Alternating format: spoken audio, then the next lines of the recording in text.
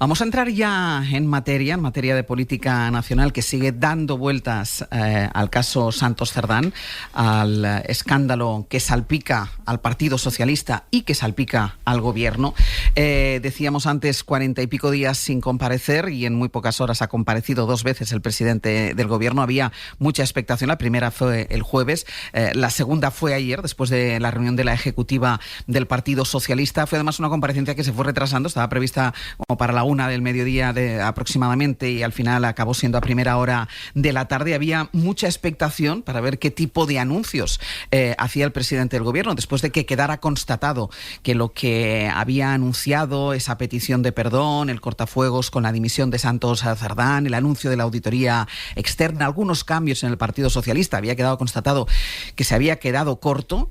Se lo decían desde los territorios socialistas, se lo decían así también los socios de Gobierno, y evidentemente había pues muchísima expectación para ver hasta dónde llegaba ayer el presidente del Gobierno y secretario general del Partido Socialista en esta nueva comparecencia. Bueno, pues se queda ahí, se queda en lo que había anunciado, rechaza cualquier responsabilidad personal, defiende la limpieza del PSOE, pero más allá de las medidas anunciadas y que, insisto, no convencen, sobre todo a los socios, la situación del presidente está cada vez más cuestionada. Guillermo Lerma, buenos días. ¿Qué tal? Buenos días, Ángels. Lo que hace Pedro Sánchez es defender que la mayoría de investidura se mantiene y, de hecho, reta abiertamente al Partido Popular a que presente una moción de censura, pero lo cierto es que los socios siguen exigiéndole explicaciones porque creen que hasta ahora no han sido suficientes, y todo este caso de corrupción abre además otro frente, y es cómo afectará al partido y al Gobierno el resto de casos judiciales que vayan apareciendo y que se vayan trabajando en el futuro. Sí, esa es, digamos, Ángels, la mayor incertidumbre que va a tener que asumir el PSOE, el no saber cómo va a avanzar la agenda judicial. Ayer Sánchez se conjuró con los suyos para seguir adelante, más cuestionado por sus socios y sin saber cómo va a avanzar ese calendario judicial, pero el presidente, lo vimos en esa rueda de prensa, pasó del tono más compungido del jueves a un discurso retador a la oposición. La primera ejecutiva sin Santos Cerdán sirvió para escenificar un cierre de filas en torno a Sánchez, que anunció los nombres de las personas que van a pilotar el partido hasta el Comité Federal de julio y una batería de medidas, la puesta en marcha de esa comisión de investigación o una comparecencia en pleno. Ninguna de ellas, más allá del perdón, supone una asunción de responsabilidad a nivel personal. Para el presidente, la legitimidad que le dio el Parlamento hace casi 2 años sigue en vigor. A nosotros, hace 2 años, nos reeligió una mayoría de ciudadanos y también una mayoría parlamentaria para hacer muchas cosas. Muchas cosas. No hemos estado a la altura de una de ellas, pero estamos cumpliendo con el resto. Sabe el presidente que ni él tiene asegurados los votos para superar una cuestión de confianza en este momento, por eso la descarta, ni a Feijóo le salen los números para ganar una moción de censura. Por eso lanzó este reto a PP y a Vox. Si el señor Feijóo y el señor Abascal están tan convencidos de que el Gobierno ha perdido la mayoría parlamentaria, lo que tienen que hacer es presentar una moción de censura. Porque lo democrático. El jefe del Ejecutivo espanta también el fantasma de una crisis de gobierno, así que la que se le ha abierto en el partido se va a cerrar con unos ajustes en la Secretaría de Organización, el lugar al que acota el escándalo de presunta corrupción. El llamado caso Koldo es el único caso hasta la fecha de supuesta corrupción, porque aún no hay sentencia, que afecta a mi organización desde que yo tengo el honor de dirigirla.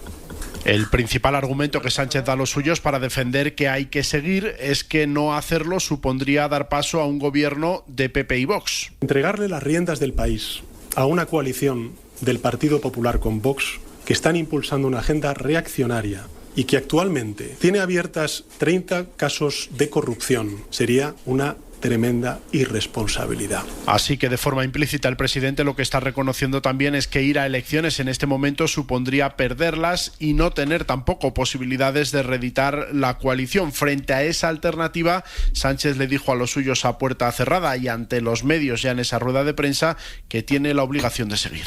Mi deber como capitán, si me permiten, es tomar el timón, es capear esta tormenta, es tomar las medidas necesarias para recuperar la confianza de los españoles en mi organización, y mi deber también es proteger el gobierno de coalición progresista.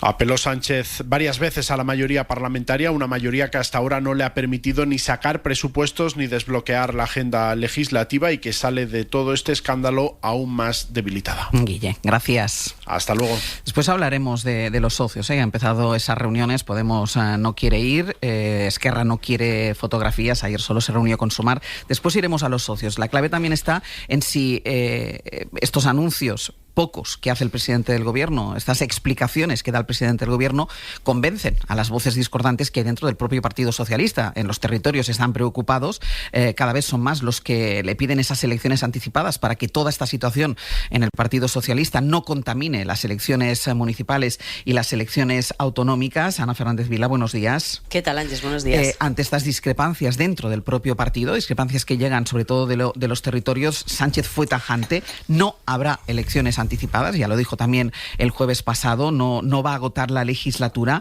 y ante esa inquietud que llega desde fuera, el presidente reta a todos los críticos a exponer estas críticas en el Comité Federal que se va a celebrar el próximo 5 de julio, y aunque la cúpula del partido respalda a Sánchez, lo cierto es que todavía quedan, y no son una ni dos, sino que son más, voces discordantes dentro del partido.